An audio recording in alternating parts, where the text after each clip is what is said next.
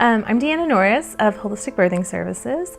I've been a birth worker for about 7 years, and I'm just starting my own midwifery practice this year.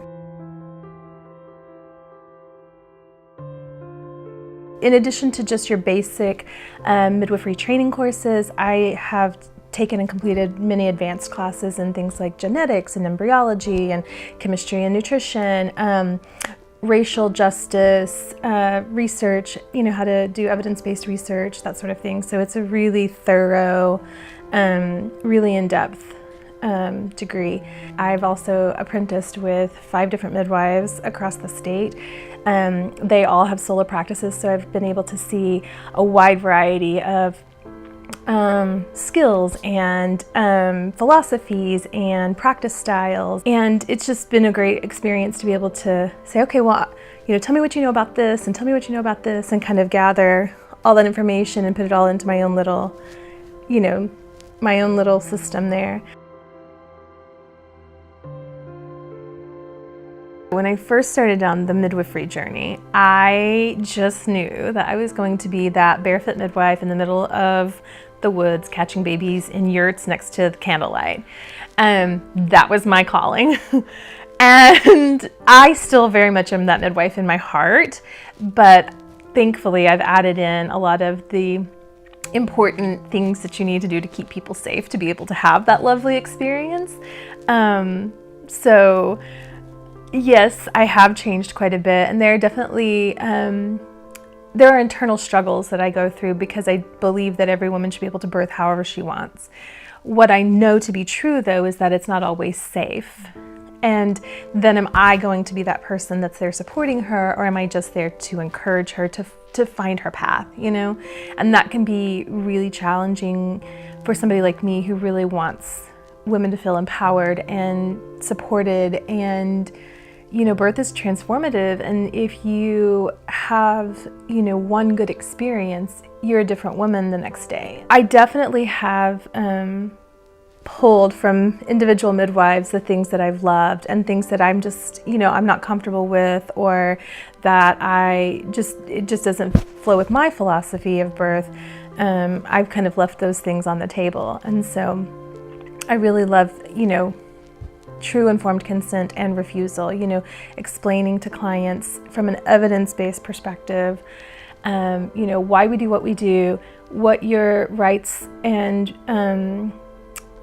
responsibilities are as the client, and kind of how we meet in the middle for that. I don't ever want a client to come back and say, well, you never told me that, I didn't know this. Midwifery is all about supporting those people where they are and loving them where they are and giving them the tools that they need to make those good choices for their family. So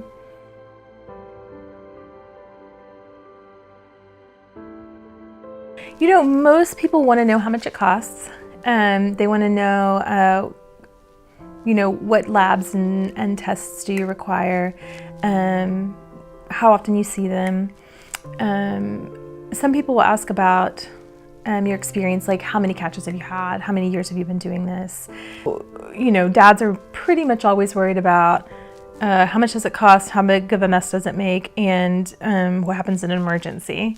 And then moms are more into the nuances of, how are we going to have a relationship as a client and a midwife. So for me, specifically, as far as lab work is concerned, I have access to and do all, lab work and screenings that you would get in a regular OBGYN's office. A lot of them are optional.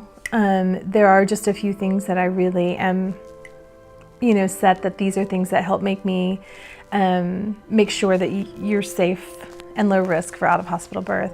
But we talk about it. It's all about the education and what it means for you as the person.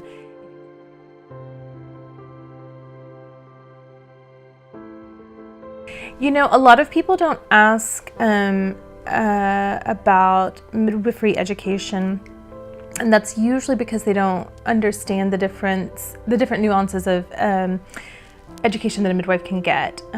There's just a wide variety of it, and in a state like Oklahoma where midwifery is unregulated, there's no clear pathway.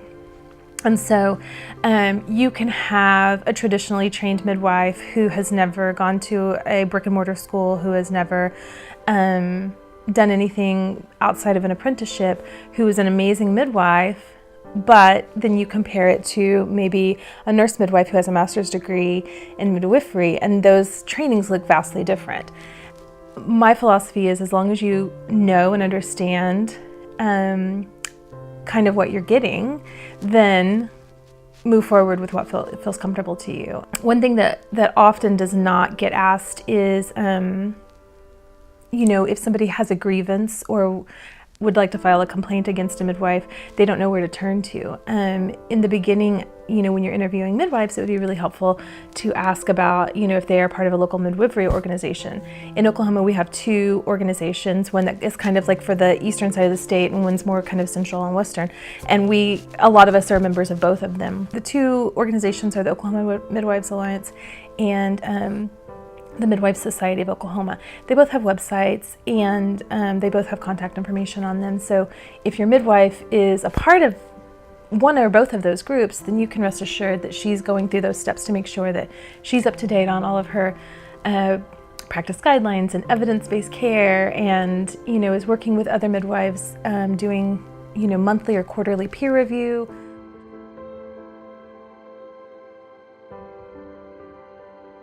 The non-pregnant partner is generally more nervous about it than the pregnant person. And I've kind of started, you look at that from the perspective of caring. They're concerned and caring. They just want they want their partner to be safe. They want their baby to be safe. And so they want to make sure that, that this is not, hocus pocus, and that we're actually legit. Once we cover the vast majority of questions about how we keep you safe and what we bring to births and our equipment and our training and our skills and what happens in an emergency and why would we risk you out of care and why would we keep you into care and all of that stuff, generally that person is, better. Not necessarily 100% on board, but they're like, okay, you know what you're doing. Let's move forward. That is usually just education. As far as grandparents are concerned, that can be a little bit trickier, and so we do sometimes have conversations with families about the energy you bring into your birth space affects your birth.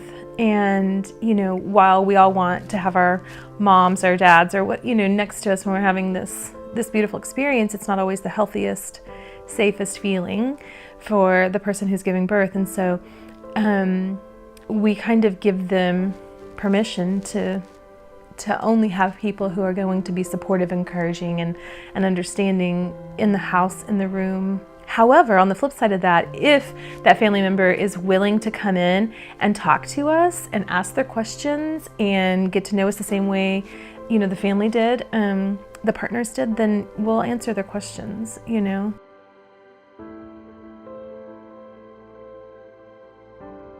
So my first home birth was with my second son, and he's going to be 7 soon. So even 7 years ago, there weren't a lot of midwives to choose from. I got one name from a friend who knew of a friend who had used this midwife. She had a lot of experience. She'd been around for 20, 30 years. She had this very charismatic style, and just I felt like everything was going to be wonderful. My personal experience, in labor and delivering my own baby and everything, was very empowering. And there were things along the way that my husband and I kind of were questioning of, but we didn't know because it was our first experience, so we had no idea if this was normal or not. My only other experience was a hospital, and it was way better than that, so I was happy. And so as I got more involved in the community and attended more births as a doula, I realized that maybe my intuition was right, and maybe everything that happened during my pregnancy and birth and postpartum wasn't quite normal or up to par. So I was pregnant again, and again wanted to have a home birth, and sought out a different midwife. And I talked with her at length about my experience, and I was very I felt very supported by her because she confirmed that my feelings were correct and that I wasn't getting the care that, you know, I deserved from a midwife. And her care was completely opposite. We talked about every single stage of pregnancy. We talked about nutrition. We talked about how to take care of myself mentally, emotionally, spiritually. We talked about, you know, chiropractic care and body work. And, you know, we talked about testing and ultrasounds and screens and, you know, holistic remedies, but we also talked about when Western medicine was needed and why we would want that. And I just so appreciated that she covered everything from a place of neutrality, and that, you know, I'm giving you the information and I want you to make the choice. You know, she wasn't making it for me one way or the other.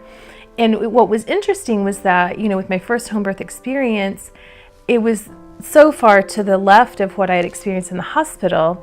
But what I later realized was that they were actually very similar experiences, because, you know, my voice and my informed consent and refusal was taken away at the hospital, but it was also taken away with this midwife, that we didn't cover like I didn't have any testing or screenings or ultrasounds, or my postpartum care was non-existent, and it was the same, just in a different situation. And so what I loved about my second midwife, who I still call my midwife even though I'm not having any more babies, was that she gave me all the information. She supported me in making the decision that was best for me, even if she didn't agree with it. And that's the kind of midwife that I want to be.